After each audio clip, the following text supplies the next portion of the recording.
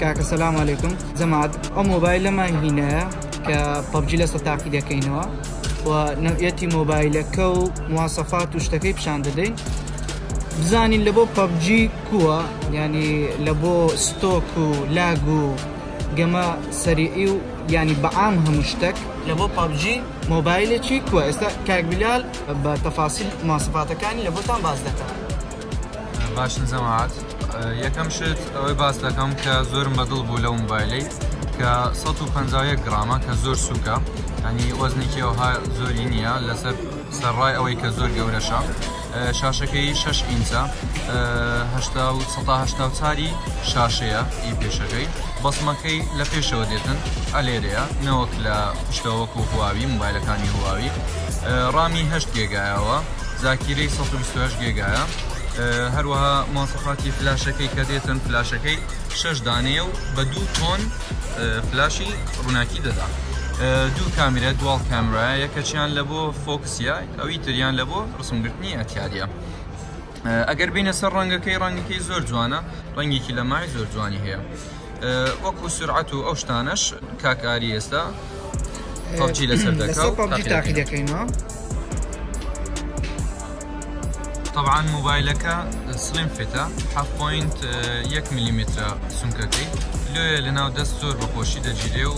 دست ازيد ناداتن هرچند بو ساعتانيش لدست بيتن هروا مواصفاتش كشمان لبير كر شحنكيتي او موبايله تايب سي شحنكي و فاست شارجشا بو ماويكي زور دريج دطانيتو او شحني بكاربيني موبايلكت كيشي شحني زور نيه بۆ مەسلەی ڕەنگەکانیش شاشەکە سوپەر ئەمۆلێد پلەسە 16 ملیۆن ڕەنگە هەروەکو شاشەی نۆت 9 سامسونگ گەلەکسی نۆت 9 بۆیە دەبینن دقەیەکی ڕسەڵشنی زۆر جوانە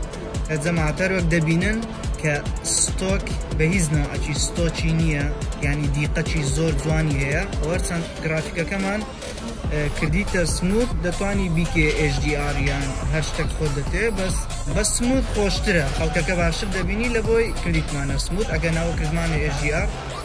کە دەبینن گرافیکەکەی چەند بەقووەتە چەند جوانە گرافیکەکەی جەماعەت شتێکی مهمی وەی چییە کە سەپۆرتی جایرۆسکۆپ دەکات دەتوانی جایرۆسکۆپی لەسەر ئۆمکەی کە بە خۆتان دەزانن ئەوەی ئەو مۆبایلی جایرۆسکۆپی لەسەر ئۆم بی دەتوانی زۆر بە ئاسانی کۆنتڕۆلی ڕیکۆردیکەی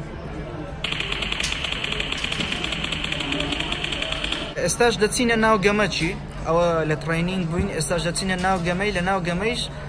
تەماشایکەن بزانن لە بۆ ستۆک و لاک چۆنە جەماعەت ئەو مۆبایلانەی کە بەقووەتن ئەکستریم لەسەری سەپۆرتە یعنی سەپۆرت کراوە دەتوانی ئەکستریمی لەسەر بەکاربینی بەس ئەگە بێت و مۆبایلەکە لە ڕووی گرافیکەوە لە ڕووی فڕیمەوە ئەگە لاواز بی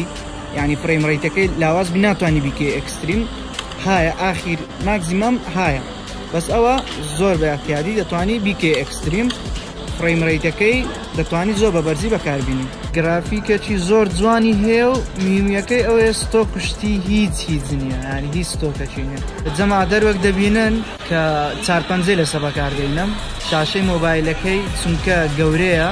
لەبەرەوەی زۆر بە احتیاطی دەتوانی 450 لەسەر بەکاربینی ئەو سکۆپ گۆڕینە جەمپکردنە سیلا سوارکردنەوەیە خۆنەویکردن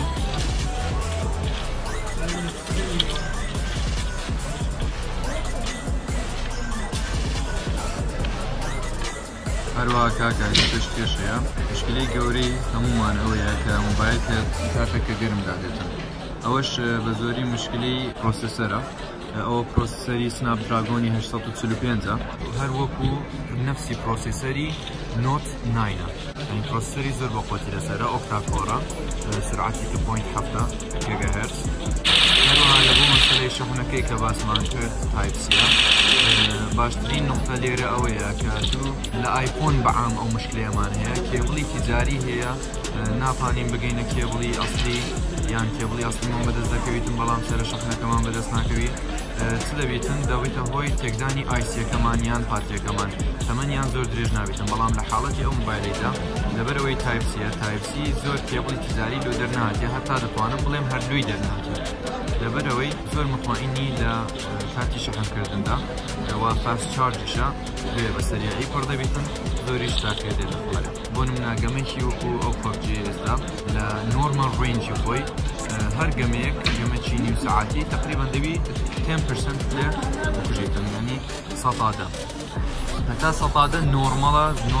زۆر زۆرش نۆرمەڵە چونکە نیو ساعتی ڕێکەدوو پرۆسەسەر و گرافیک و برایتنس و هەموو شتەکەت یعنی فول کۆنسیوم دەکاتە لاشەکەمان داونە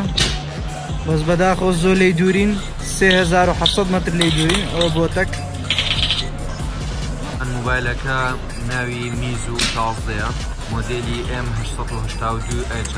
کە ریلیز کرا ئەو کاتی کە دەرچووە مانگی 8 2018 دەرچووە کەینێ هاتە بازاڕێ مانگی 10 2018 تاریخەکانی ئەگەر تەماشاکەین بزەبت تقریبا لەگەڵ نۆت دەرچووە نۆت 9 لەدوێش جەنریشن و مواسەفاتی تقریبا زۆربەی لەگەڵ نۆت 9 یەکە و زۆر سپاسی شەریکی ZMC دەکەین کە ئەو مۆبایلێ پێداین بۆ ئەوەی PUBG لەسەر تێست بکەین وەک بینیتان مواسەفاتی مۆبایلەکەی چەندە بەرزە مۆبایلێکی نوێیە 2018ەیە هەروە کاک بیلال وتی مانجی دە دەرچووە مۆبایلەکە هەر لەبەرەوەیە کە مواسەفات وشتی زۆر بەرزە گرافیک وشتی زۆر بەرزە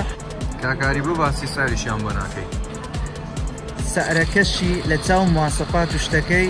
زۆر مناسبە کە سەری 406 دلارە ئەگەر ئەوەی بەتەمای مۆبایل کڕینە مۆبایلێک بکڕی کە پێشتر تێستی لەسەکراوی وەک بینیتان کە ئەو مۆبایلە چۆن بوو لە هەموو ڕووەکەوە و لە ڕووی سەعرەوە سەعرەکی مناسبە لە چاو ئەو هەموو مواسەفات بەرزە ئەوەی بەتەمای مۆبایل کڕین بوو ئەوە ناونیشان و شتەکەی دادەنین جەماعەت زۆر سپاس کە هەتا ئێستا لەگەڵمان بوون هیوادارم ئاشنامان کردبن بە مۆبایلێکی نوێ بە مواسەفاتێکی بەرز و سەعرێکی مناسب هەتا ڤیدیۆیەکی تر خواتان لەگەڵ